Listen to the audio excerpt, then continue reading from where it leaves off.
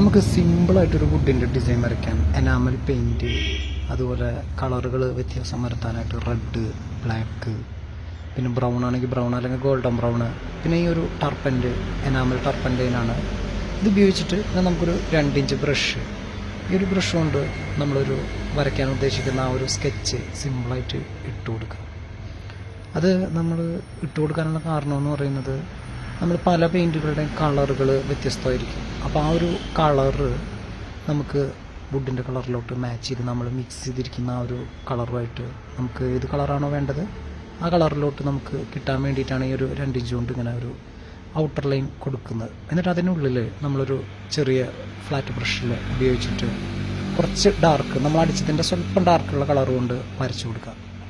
അപ്പോൾ നമുക്ക് ആ ഒരു വുഡിൻ്റെ നല്ലൊരു കളർ കിട്ടും. നമ്മൾ ആ ഡാർക്ക് ആക്കാതെ ആ കലക്കി എടുക്കുന്ന പെയിൻറ്റ് കൊണ്ട് തന്നെ വരച്ചു കഴിഞ്ഞാൽ അതെല്ലാം ഒരു വേറെ കളറിലോട്ടായിരിക്കും ചിലപ്പോൾ പോവുക. നമ്മൾ കുറച്ച് ഡാർക്ക് കൊണ്ട് വരയ്ക്കുന്നതാണ് എപ്പോഴും നമ്മൾ ഈ ഒരു ഷെയ്ഡ് കൊടുക്കുന്ന കളറിനേക്കാളും നല്ലത്. അതല്ലെങ്കിൽ ആ ഒരു കളറിന് വ്യത്യാസം ഉണ്ടാവില്ല. അപ്പോൾ കുറച്ച് ഡാർക്ക് ഉണ്ടെങ്കിൽ ഒരു നാച്ചുറൽ വുഡിലൊക്കെ ഉണ്ടാവും ആ ഒരു ഫീല് നമുക്ക് കിട്ടും. അപ്പോൾ അതുപോലെ നമ്മുടെ ഐഡിയക്ക് അനുസരിച്ചിട്ടുള്ള ഡിസൈനുകൾ കൊടുക്കാം. അല്ലാതെ ഒരാൾ കാണിച്ചു തരുന്ന ഡിസൈനൊന്നും നമ്മൾ കൊടുക്കണ്ട. നമുക്കറിയുന്ന ഡിസൈൻ നമ്മളിതുപോലെ ചെയ്ത് കഴിഞ്ഞാൽ നമുക്ക് നല്ല ഭംഗിയിൽ തന്നെ ചെയ്തെടുക്കാനായിട്ട് പറ്റും വുഡിൻ്റെ ഡിസൈനൊക്കെ. അപ്പോൾ ഈ ഒരു ഡിസൈൻ നമ്മൾ ചെയ്യുന്നതും അതുപോലെ തന്നെയാണ്. ലൈറ്റ് കളർ കൊണ്ട് ഒരു സ്കെച്ച് കൊടുത്തു, അതിൻ്റെ ഉള്ളിൽ കുറച്ച് ഡാർക്ക് കളർ കൊണ്ട് ഒരു ലൈൻസ് കൊടുത്തിട്ട് ഒരു ഡ്രൈ ആയിട്ടുള്ള ബ്രഷ് കൊണ്ട് നമ്മൾ പതുക്കെ തട്ടി ഇങ്ങനെ വാഷ് ചെയ്തെടുക്കുക. അപ്പോൾ നമുക്ക് അതിനാ ഒരു മരത്തിൻ്റെ ആരുകൾ പോലെയുള്ള ഡിസൈൻസൊക്കെ ചെയ്യാനായിട്ട് പറ്റും.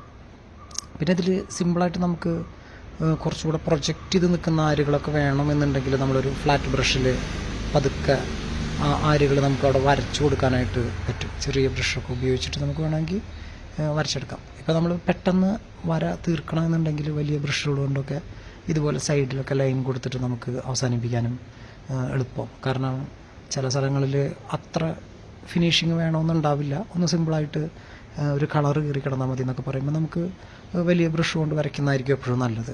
അപ്പോൾ വർക്ക് കുറച്ചുകൂടെ ഫാസ്റ്റായിട്ട് തീർന്നു കിട്ടും. അപ്പോൾ വർക്കുകൾ ചെയ്യുമ്പോൾ പല സ്ഥലത്തും പല രീതിയിൽ നമ്മൾ ചെയ്യേണ്ടി വരും. നമുക്ക് എപ്പോഴും ഓരോ ബ്രഷ് എടുത്ത് ഇങ്ങനെ പതുക്കെ പതുക്കി ഇരുന്ന് വരച്ചെടുക്കാനൊന്നും ചിലപ്പോൾ പറ്റിയെന്ന് വരില്ല. അപ്പോൾ ആ ഒരു മെത്തേഡൊക്കെ നമ്മളെപ്പോഴും അറിഞ്ഞിരിക്കണം. അല്ലാതെ ഒരു രീതി മാത്രം നമ്മൾ വർക്ക് ചെയ്ത് നമുക്ക് മുന്നോട്ട് കൊണ്ടുപോകാനായിട്ട് ഭയങ്കര ബുദ്ധിമുട്ടായിരിക്കും. പിന്നെ ഇതിപ്പോൾ രണ്ടും ഗ്രെയിൻസ് കിടക്കുന്നുണ്ടെങ്കിലും ഒരു പലക പോലെയുള്ള ഫീലിലാണ് കിടക്കുന്നത്. അപ്പോൾ നമുക്കിതൊരു 2 പലക പോലെയുള്ള ഫീലാക്കണം. അപ്പോൾ ഈ ഒരു പെയിൻറ്റ് ഉണങ്ങിയിട്ടുണ്ടാവില്ല. അപ്പോൾ നമുക്ക് കാണാം ഈ ഒരു ആര് കൊടുക്കുന്നത് എങ്ങനെയാണെന്ന് നോക്കാം. വുഡിൻ്റെ ആ ഒരു ഡിസൈന് ആര് കൊടുക്കുന്നത് ഈ ഒരു രീതിയിൽ. അപ്പോൾ നമുക്ക് സിമ്പിളായിട്ട് ചെയ്യാൻ പറ്റുന്നതാണ് ഇങ്ങനെ ആര് കൊടുക്കുന്നത്. അപ്പോൾ ഈ ഒരു പെയിൻറ്റ് ഉണക്കാവാത്തതുകൊണ്ട് നമുക്കിതിൽ ടാപ്പ് ഒട്ടിച്ചിട്ട് ഇതിനെ 2 പലകയാക്കിയിട്ട് ചെയ്യാനായിട്ട് ബുദ്ധിമുട്ടായിരിക്കും. നമുക്ക് വരയ്ക്കുന്നതിന് മുന്നേ വേണമെങ്കിൽ ടാപ്പ് ഒട്ടിച്ചിട്ടൊക്കെ അങ്ങനെ 2 പലകയുടെ ഷേപ്പൊക്കെ എടുത്ത് ചെയ്യാം. പക്ഷെ നമുക്കിപ്പോൾ അവിടെ ടാപ്പ് ഒട്ടിക്കാൻ സമയം ഉണ്ടായിരുന്നില്ല, അതുകൊണ്ട് നമ്മൾ ടാപ്പ് ഒട്ടിച്ചിട്ടില്ല.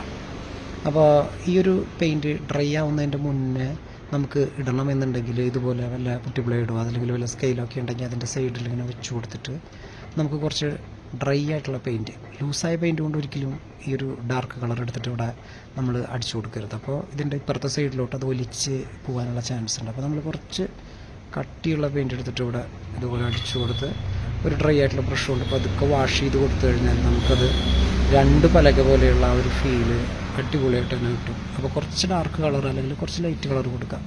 അപ്പോൾ 2 പലക പോലെയുള്ള ഫീലായിട്ട് അടിപൊളിയായിട്ട് നമുക്കൊരു നാച്ചുറൽ വുഡിൻ്റെ ഫീലിലൊക്കെ ചെയ്യാൻ പറ്റും.